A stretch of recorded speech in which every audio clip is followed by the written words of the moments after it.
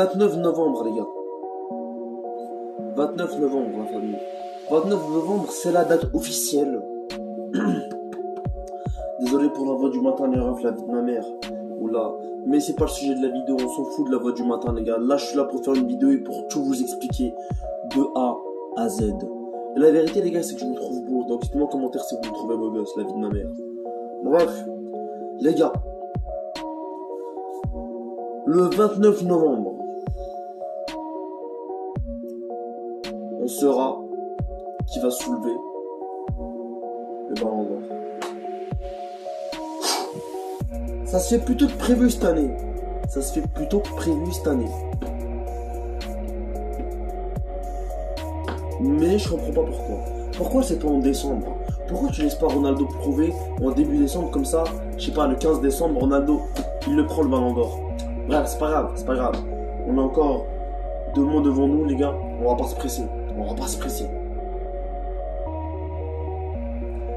Je vais vous dire comment Ronaldo, Lewandowski, Karim Benzema peuvent détrôner Lionel Messi dans cette course au ballon d'or. Et je respecte Lionel Messi, les gars, je fais ça pour rigoler, bien sûr. Donc voilà, pour moi, comment ces 3 joueurs peuvent détrôner Lionel Messi?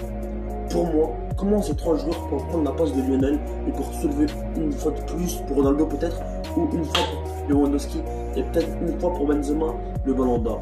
Je vais vous dire un truc que je pense. Et je vais aussi donner mon petit top 5, voilà. Pour faire plaisir, les gars, pour plaisir, pour faire zizir.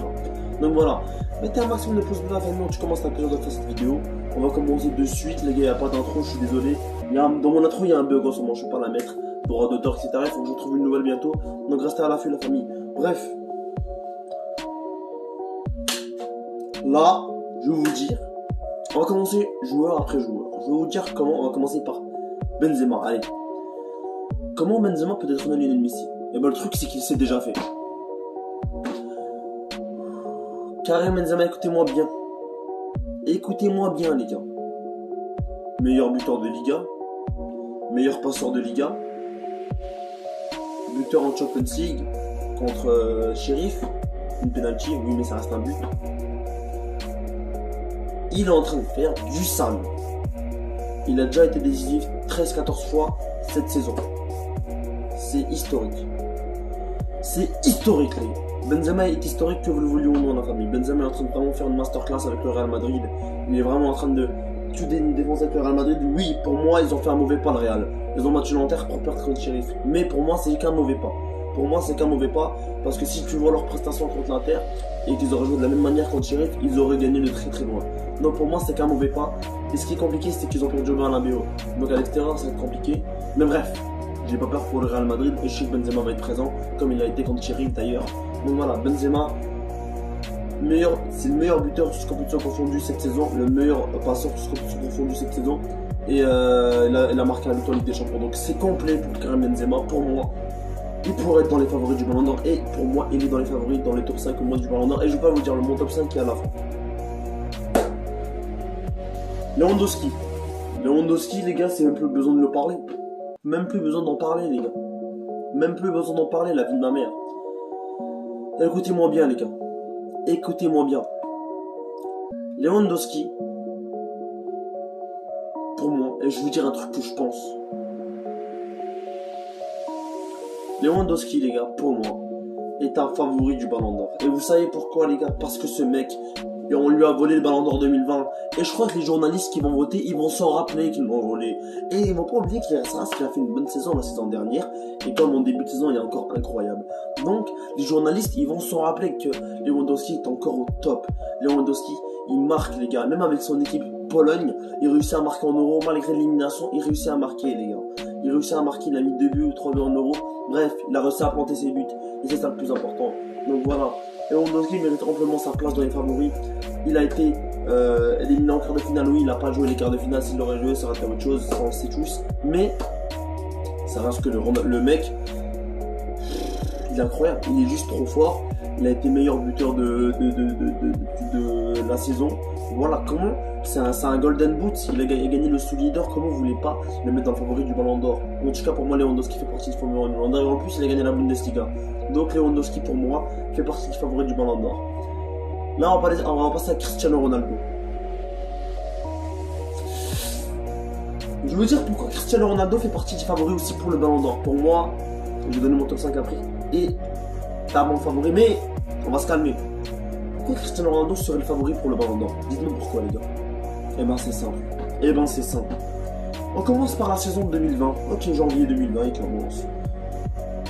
Meilleur buteur de Serie A. Ok, non, mais ça, c'est un secret pour personne. Meilleur buteur de Serie A. T'enchaînes. Coppa Italia, Super Coppa d'Italia, ça veut dire qu'il a quand même 2 trophées. Même s'il y a un, Coppa d'Espagne. Arrêtez, les gars, s'il vous plaît. 2 coupes. Ok, 2 coupes. Avec la Juventus, alors que c'était une Juventus claquée au sol. Et le Barça était amplement meilleur que le Juventus durant cette période-là. Et ils ont réussi à les gagner quand même. Donc c'est une Juventus claquée. Et ils ont réussi quand même à démontrer toute leur classe. Et c'est la vérité. Ronaldo a réussi à montrer toute sa classe malgré une équipe aussi claquée. Il a réussi à être meilleur buteur de Serie A, même si une équipe aussi claquée. C'est la vérité, les gars. Bref, on enchaîne. On arrive en Euro, meilleur buteur de l'Euro. C'est pas grave. Attendez, je peux pas finir. Meilleur buteur de l'histoire du football. Avec la Juventus 785, ils les avaient dépassés, un truc comme ça. Mais bref, meilleur buteur de l'histoire du football. On enchaîne, c'est pas fini, les gars, c'est pas fini. On est loin d'avoir fini. On enchaîne encore une fois, les gars. Meilleur buteur de l'Euro. Un secret pour personne. On enchaîne encore une fois. Il a marqué contre la France, la Germanie, des équipes dans lesquelles il n'avait pas marqué. Et c'est pas fini. Le meilleur buteur de l'histoire de l'Euro. Le meilleur buteur de l'histoire des compétitions européennes avec la nation. C'est pas fini. C'est pas fini. On arrive en août. Là, les gars. En août, Cristiano Ronaldo explose tout. Ronaldo met un doublé contre l'Irlande qui le rend officiellement le meilleur buteur de l'histoire des sélections. C'est historique. Meilleur buteur de l'histoire des sélections, c'est juste historique. C'est pas fini. Il arrive avec Manchester. Un début de fou. Un retour de fou. Doublé contre Newcastle. West Ham, il enchaîne. Young Boys. Aston Villa qui fait une mauvaise débête, mais c'est pas grave. Et là, il enchaîne Villarreal. Et je vais vous expliquer pourquoi le début de saison de Cristiano Ronaldo est aussi important. Parce que le début de Cristiano Ronaldo a permis à toute l'Angleterre de l'aimer. Et vous savez pourquoi toute l'Angleterre commence à le réaimer? Parce que Ronaldo fait vibrer Manchester et fait vibrer Old Trafford, les gars. Que vous le voulez ou non. Ronaldo fait vibrer Manchester et fait vibrer Old Trafford. Écoutez-moi bien, les gars. Pardon? Il est fait vibrer dans la raison simple et efficace. C'est que Cristiano Ronaldo fait vibrer Old Trafford et tout. Il fait tout vibrer en fait. C'est Cristiano Ronaldo, écoutez-moi bien. Le but, les 2 premiers buts de Ronaldo à Old Trafford, c'était historique. On va pas se mentir. Attendez, c'est pas fini, j'ai pas envie de parler de ça parce que c'est début de saison. Écoute, Ronaldo a enlevé son chandail pour la première fois à Old Trafford depuis 2008-2007. Vous m'écoutez bien? Ce qui a donné l'amour aux supporters. Imaginez tous les journalistes anglais qui sont fans de Cristiano Ronaldo actuellement, qui supportent Manchester et qui vont dire on va voter pour Cristiano. Il était en train de sauver Manchester. Il était en train de faire un nouveau Manchester à Old Trafford, en Première Ligue, en Ligue des Champions. Il est en train de renouveler Manchester. Et moi, c'est Cristiano Ronaldo qui a fait ça. Donc, tous les journalistes anglais vont se retourner vers Cristiano Ronaldo, ce qui fait de lui le favori ultime pour le Ballon d'Or, je le dis et je le pense. Et attendez, et je veux dire pourquoi d'être Lionel Messi. Parce que Lionel Messi, les gars, son début était catastrophique avec le PSG. Il a réussi à marquer un magnifique but en Ligue des Champions contre Man City, mais ça ne change pas qu'il reste qu'il a 0 but en Ligue 1 et qu'il a un seul but en Ligue des Champions et qu'il a 0 passe décisive. Donc ça ne change pas que Lionel Messi a comme des stats vraiment au-dessous de la moyenne, contrairement à des Lewandowski, des Cristiano Ronaldo, des Karim Benzema. Je le dis et je le pense. Donc voilà, pour moi il n'y a pas d'excuse. Ouais, j'ai changé de club, non. Parce que il a changé de club beaucoup plus tôt avant Cristiano Ronaldo. Il aurait pu s'arranger pour jouer les prochains matchs.